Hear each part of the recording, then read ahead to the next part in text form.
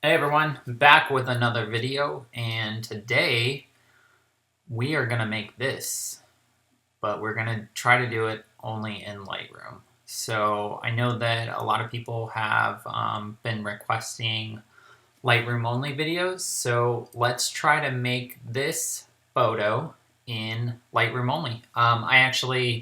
I previously edited this using Lightroom and Photoshop, but I think we can reproduce everything here in Lightroom, so we're going to give that a go.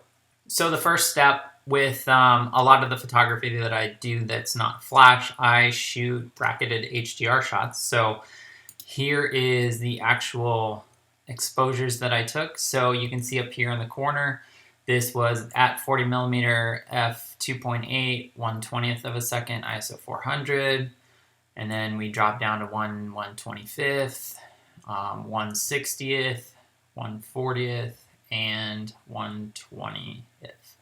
Just to get those different exposures, being a black car on the bright background, you can see that we still didn't get all the detail on the wheels, but for the time that I had with this, it was what I could do. So a lot of people sometimes ask why you shoot so many HDR. Why don't you just do one under, one over, and then even? Situations like this are perfect examples. Probably should have shot two more, a darker one and then a lighter one to get some more detail. But as you can see, when we merge this, we actually ended up okay. So first step that we're going to do is we're going to click on the first one, click on the last one. We are going to go photo merge HDR. So as you can see, the processing has finished. Lightroom's gone through and merged those layers, giving us a pretty good base layer. Here's my settings. So I always click auto align, even though I shoot these on a tripod. Sometimes you may get some movement. Auto tone, it will just kind of pull its highlights back, pull the shadows up. Ghost amount, what that is if there was any movement, it'll take one of those frames and it'll use that rather than having ghosting, so like trees moving, things like that. So then you just hit merge. All right, and so Lightroom has spit us out a new image. You can really see here the power of the HDR image. This is what the camera told me was optimal exposure based on the scene, and you can see you still have some detail in the sky, but the car is completely lost. And here's what that HDR shot gives you. It gives you still the detail in the sky here, and you still get detail in the car. Now the good thing with the HDR files in Lightroom is you still have all this information in the sky from this file, and you have all of the information from the bright one in this one. So what we can do is we can go in here and grab our graduated filter, and we can put this on the top, and we can bring back some of that dramatic sky. And what I'm going to do first is let's just double click this effect button. That's going to reset everything, and then we'll just pull this down to about the top of the car. So we will bring down that exposure a bit and maybe bring up that saturation and maybe pump a little bit of red in there. If you're curious what this red highlight area is, I have my highlight clipping warning turned on, and what that tells me is there's no information in that part of the screen. If I were to print this, no color would be put on that image. It would be completely white. It would be the paper on the bottom, and that's something that you don't want. So if you ever see that and you're curious, it's this button here, and there's the same thing for the blacks. So you can click that on and off, and go in here and grab a Radial Filter and just pull the highlights down in that section right there.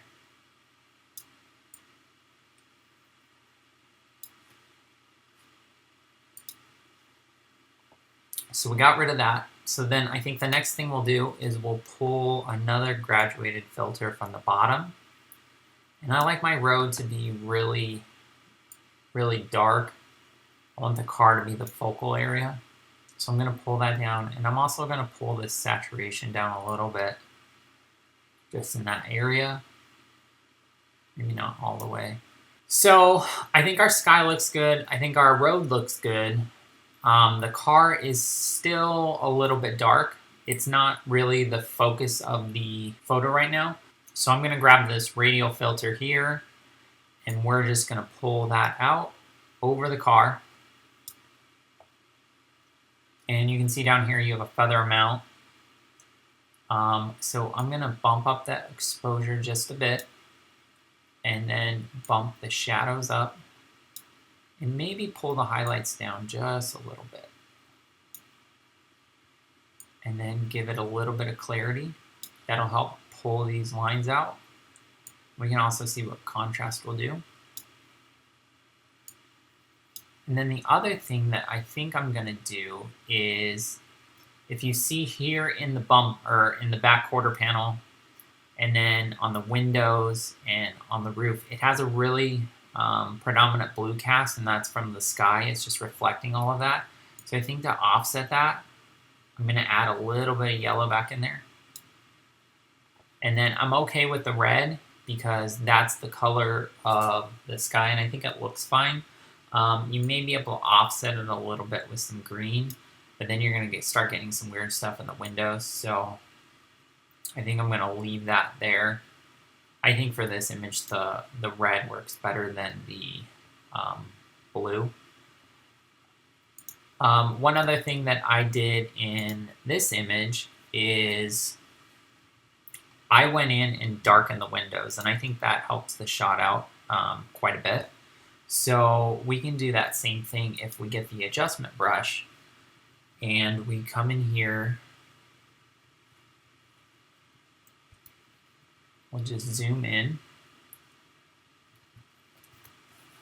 and we will take our adjustment brush, and let's take the exposure down so we can see what we're doing.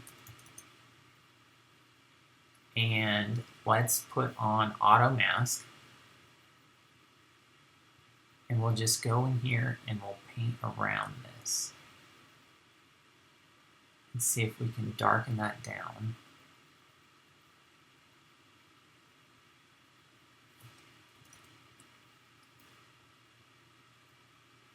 Let's turn our flow up.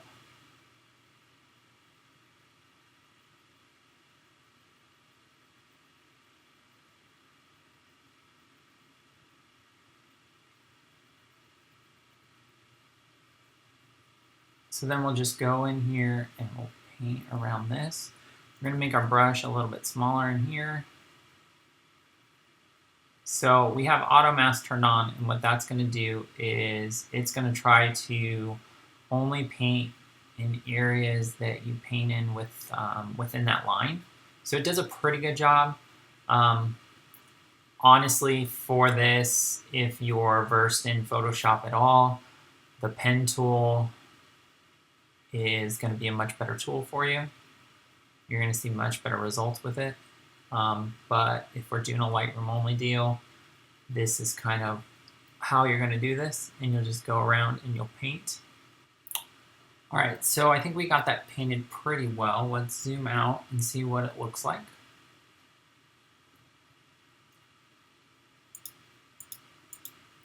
So you can see if we toggle this on and off, I think it looks much, much better.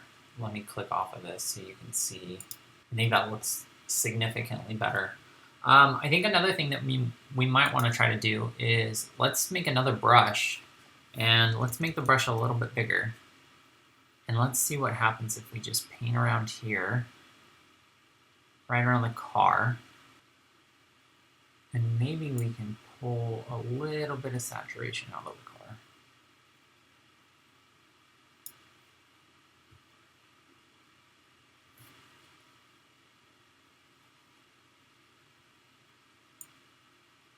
Let's see what that looks like before and after. Yeah, I think that looks much better. So if we look at this, we look at this one. So this is our new image, and this is our image from Photoshop. So I think we're getting pretty close. We got the window there. We desaturated the car just a bit. We got rid of the blue cast, and we got rid of a little bit of that red cast. I think that this image we have some noise in it.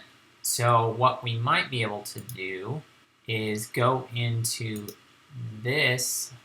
It looks like we missed some areas in here too. So let's just go in and paint on that.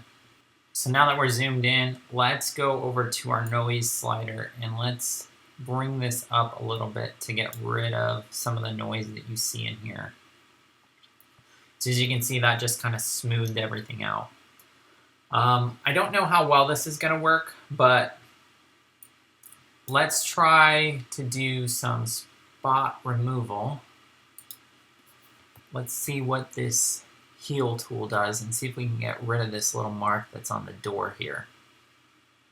So we'll just make this quite a bit smaller, and then let's just paint on here and see what this does. Did a pretty good job. Now let's work on the image overall. So I think we can probably still give it a little bit more clarity. I think we can probably push the vibrance just a little bit to help that sunset. And then if we come down here, let's bring up the sharpening a little. And then if you hold your Option or Alt key and click on masking, what this is going to do is this is going to show you what you are sharpening. And if you pull this over, you just really want to start sharpening the edges here. Noise reduction, since we did have that little bit of noise, what we do want to do is let's put in some noise reduction. Let's raise this, raise our contrast, and then let's raise our color a bit and see what that does. And here's with our detail panel turned on. So you can see that that noise reduction really helped out. It helped smooth out that body line and get rid of a lot of that digital noise that was in there. And if you zoom out, you can just see the car looks a lot more clear. So if we look back at our example again, it looks like our road is a little bit more desaturated. I also added this little highlight area right over here. So I'll show you how to do that really fast. So what we can do is we can come to our adjustment brush if we want to again. And if we want to get rid of some of this red cast that's on the road, we can just go through and paint on that.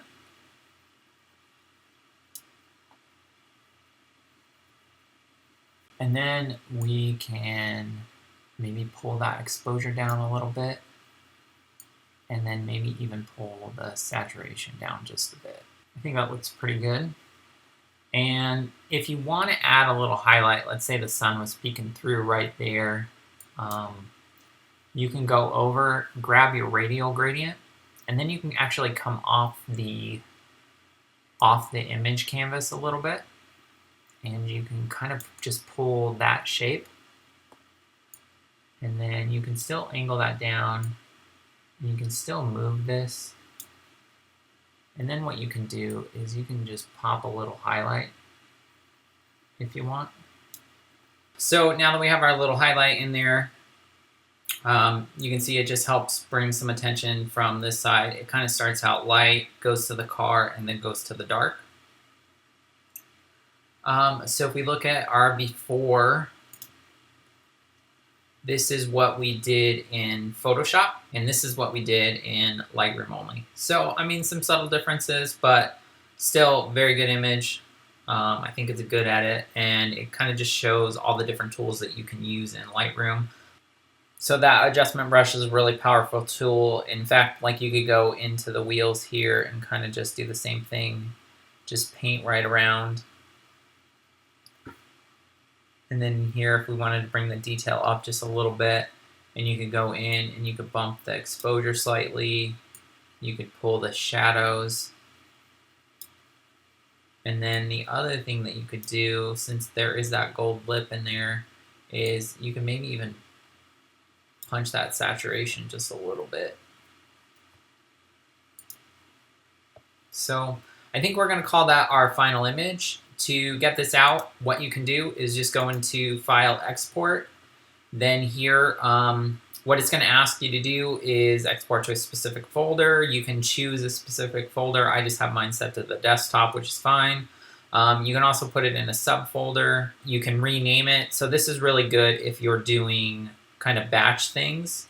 So if you have an entire shoot, you've gone through, edited everything, you can put it in its own folder. You can put a subfolder like export for web or full res. And then you can rename those files. So if you have a session name, you can rename it to your session. Down here is your file settings. So we're going to export to JPEG and sRGB. We're going to keep the quality at 100. Down here is the big thing that we want to focus on. So we're going to export this to use on social media and the web. So on our long side, we want to change that to 2048 pixels. We want the resolution to be 150, and we want to sharpen it for screen. If you were going to export this for print, these settings would be different, but that's what we're going to use for our settings. Down here, you have to include your metadata. If you want to create a watermark, you can actually do that and have it apply to each one of your images. So to do that, you just edit down here. I have a couple different ones that are already saved in there. We're not going to do that. And then it asks you what you want to do after exporting. We're just going to have it do nothing. So we are going to hit export, and then we will look at that final photo. So up here you have your export dialog box. Once this reaches over, you will be done. So hopefully you guys like this video. If you do, make sure you like and subscribe. I really appreciate that. If you have any suggestions for future videos, leave them in the comments below. Otherwise, until next time, take care.